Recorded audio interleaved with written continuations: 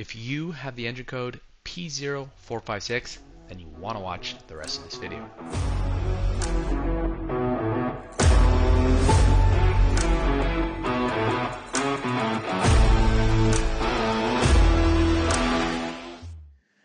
P0456. This is an engine code that indicates you have a small leak in your fuel evap system. For myself, the first time I had this code appear on the dash of my Jeep was in June 2024, and for about 6 months, I actually struggled to figure out a solution to get the light to go away. But on today's video, I am going to be sharing you guys the story of how I did solve this issue and how the solution was truly something I did not expect. But before I get into those details, I do want to share a little bit of background and history about my Jeep Wrangler, because the age of this vehicle actually plays a role in how I solved this issue. So my Jeep Wrangler is a 2019 Jeep Wrangler Rubicon. I picked it up in February 2019, so I've had it for about 5 years now. It currently has about 67,000 miles on it, which is 107,000 kilometers. It actually still has the original brakes on it, which probably do need to get replaced this year, so that will probably be a future video for this year. And as of December 2024, it actually still had the original batteries. The reason I mentioned the batteries is because the batteries actually play a big role in how I solved this issue. One thing I want to mention, guys, is that I am not a professional mechanic, and what I'm going to be sharing with you guys today and the steps I took are probably not the correct ones. And you know what? It doesn't matter, because what I'm going to do is share my experience, because I have a feeling there are a bunch of you out there that are having the same engine code appear on your dash, and you're trying to figure out a solution to get it to go away. The reason I know there are a bunch of you out there is because I've actually already gone ahead and posted the first video on which I attempted to solve this issue. On that video, I actually had a bunch of you guys comment or contact me direct, asking me if what I did in that video actually solved it. So I do know there are a bunch of you out there that are going to find this video very useful, and hopefully it helps you guys solve your issue.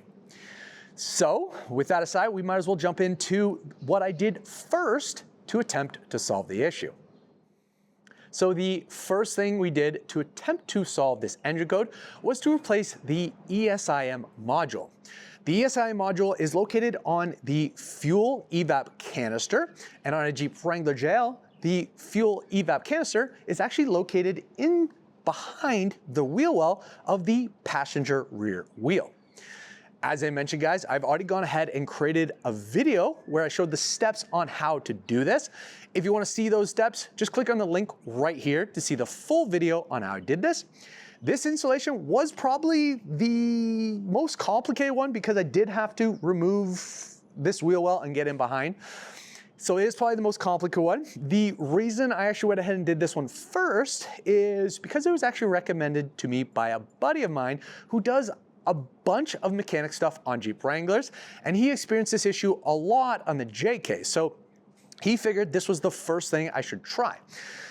In that video, I went ahead and replaced that. I also went ahead and used my Flash Cal Plus, my Super Chip Flash Cal Plus, and I cleared the code.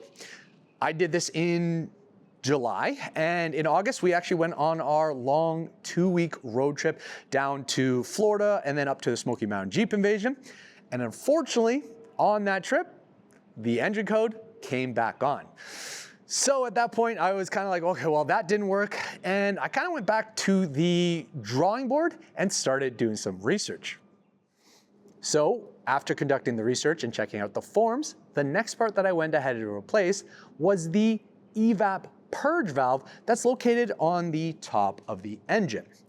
The installation of this was super easy. All you had to do was remove the engine cover, which can be done removing the 2 10mm bolts. Once you had that removed, then all you had to do was disconnect or move the purge valve from the top of the engine, disconnect the air in line and the plug, then disconnect the outlet air line as well. Once you've done that, you just simply go ahead and replace it. The others don't matter. It's honestly us against the world. We're the perfect team. You're my dream, and I just want it. So I actually went ahead and replaced that one, and I thought for sure this was going to be my solution. I once again went ahead and cleared the code, drove around a bit, actually drove all the way up to Canada one day and was on my way back, and unfortunately, the engine code came back up. So now at this point, I was super stuck. Everything I had found online was either the ESIM module, the Evap Purge, or checking your Evap canister to see if it's any cracks, because unfortunately, with the location of that, sometimes a rock could get pulled up and hit it and then crack it. I had none of those issues. The Evap was fine, and I've now just replaced these two parts. So at this point, I was kind of stuck, and I honestly couldn't figure this out. This was around November, and at this point, I didn't know what to do. The next thing I was gonna go ahead and do was actually smoke the entire system to see if there was any leaks that I just couldn't visually see. Smoking the system basically gives you the ability to see any hairline cracks, even sometimes in the canister or in any of the connection points. So that was my next plan.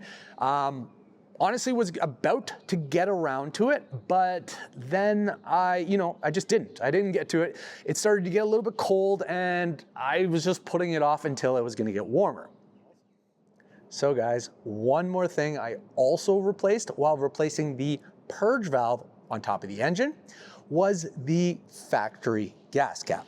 So I actually went ahead and got a new gas cap, and the reason I did this is because what I read online is that the gas cap has a seal in it that can also go bad, and if the seal is bad, this can also cause the code P0456 to appear on the dash. Also, for myself, while I was in Florida, I actually had the gas cap light come on.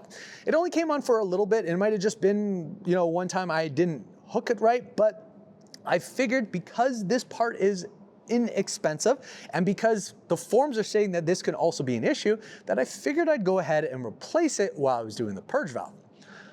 But as I mentioned, when I did the purge valve and this, it didn't change anything, and the engine code did come back, and the next step was to go ahead and do a smoking. So it wasn't until mid-December that I started to experience another issue with the Jeep. This one had nothing to do with the P0456 engine code. That one was still on the dash. This one had to do with the weather getting colder. So as we were moving through December, the temperature dropped. I came outside to jump in my Jeep, and unfortunately it didn't start. Luckily, I had my little booster pack, which I forget the name of it, but it's right here if you want to check it out. Had that little one, threw it on, boosted, got the car going. Then, when it did what I needed to, then unfortunately, when I got back, it did it again. So at that point, I had discovered that the batteries in my Jeep had finally hit their limit, and they were no good, which is kind of surprising. I got 5 years out of the stock batteries, and it was time to replace them. So I was actually gonna go ahead and replace not just the main battery, but also I went ahead and replaced the secondary aux battery. I figured if I'm replacing one, I might as well do the other. The batteries that I end up putting in my vehicle are actually the Waze batteries from Amazon. Look guys, I know I could have went ahead and put an Optimum battery or Odyssey battery. Those would have been great ones, but those are fairly expensive. So I figured what I would do is actually give the batteries called Waze from Amazon a try and see if they're any good. I've been running them for about 3 months now, and it's been super cold, and I haven't had no issue. They have started the vehicle every time with no issue. So super impressed by those, and at their price point, very happy about them. So the first battery I went ahead to replace, and I'm gonna show you guys how to install it right here, was the main battery. Very simple to do. All you had to do was disconnect the main terminals using a 10mm socket and extension, undo the bracket or the holder that's located down the side.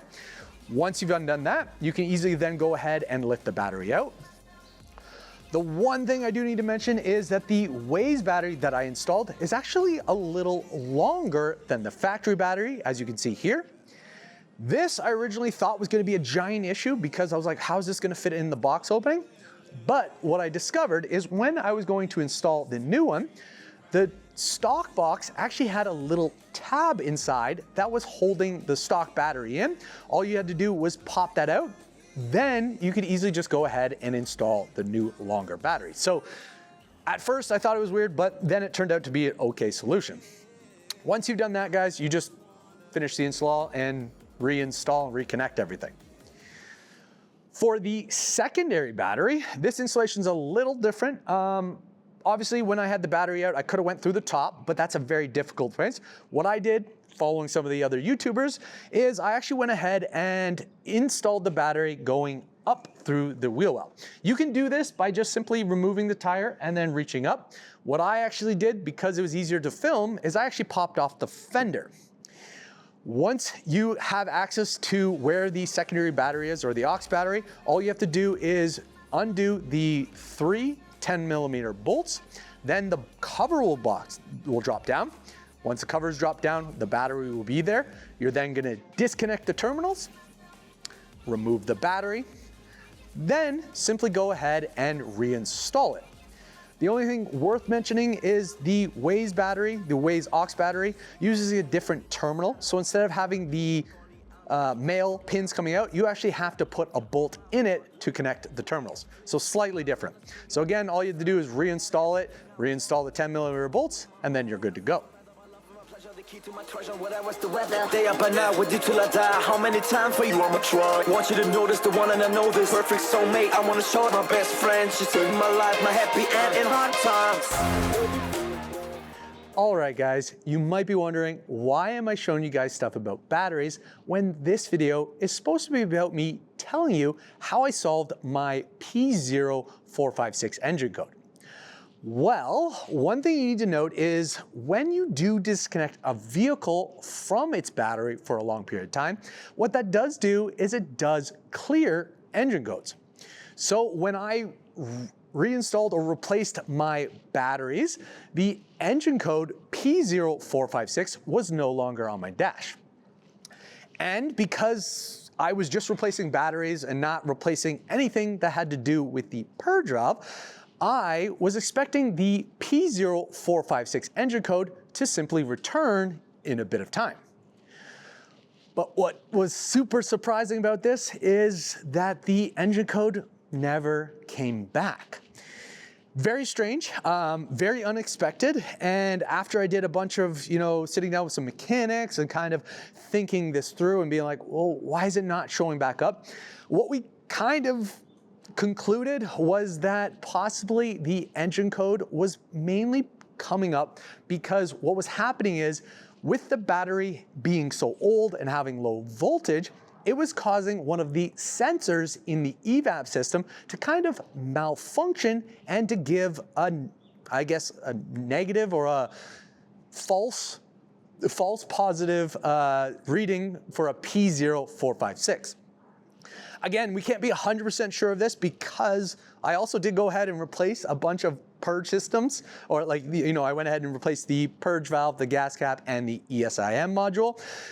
So technically one of those could have also solved it, but because all of those were replaced and it still was popping up the engine code and that wasn't solved until the battery, our conclusion is possibly the low battery voltage was what caused the issue. So very strange.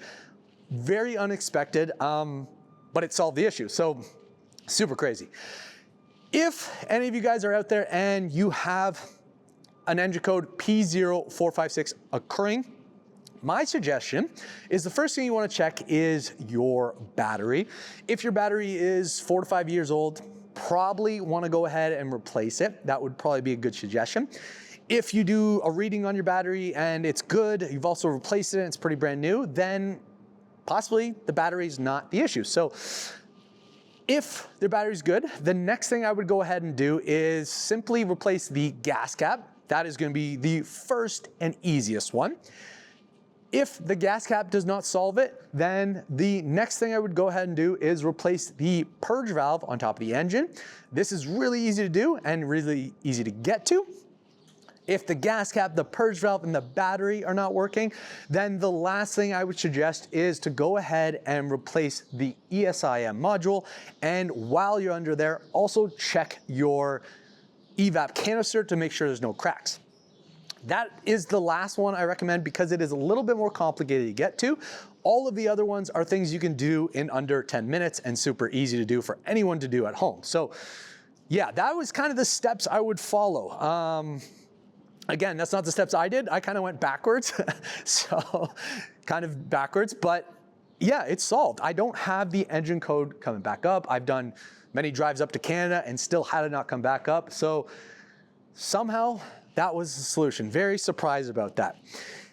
If you are looking for any of the parts that I've shown in this video, I will put links to all of the items down below. I picked up the purge valve from Amazon. I picked up the ESIM module from Amazon. Also, both batteries are, and again, guys, the batteries really impressive, and for the price that they're at, definitely recommend them. The only thing I didn't pick up from Amazon was the gas cap. I ended up ordering that from Quadratech, but again, all the links will be below. So if you need any of those, just check out those links and get them today. If you guys have any questions or comments about today's video, feel free to comment below or hit me up direct. I do hope that this video was very helpful for anybody who is experiencing this issue.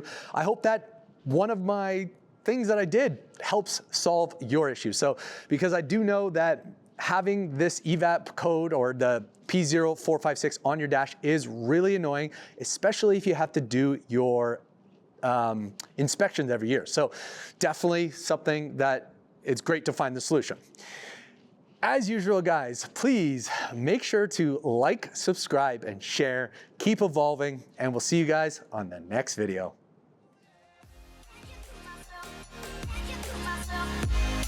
Myself.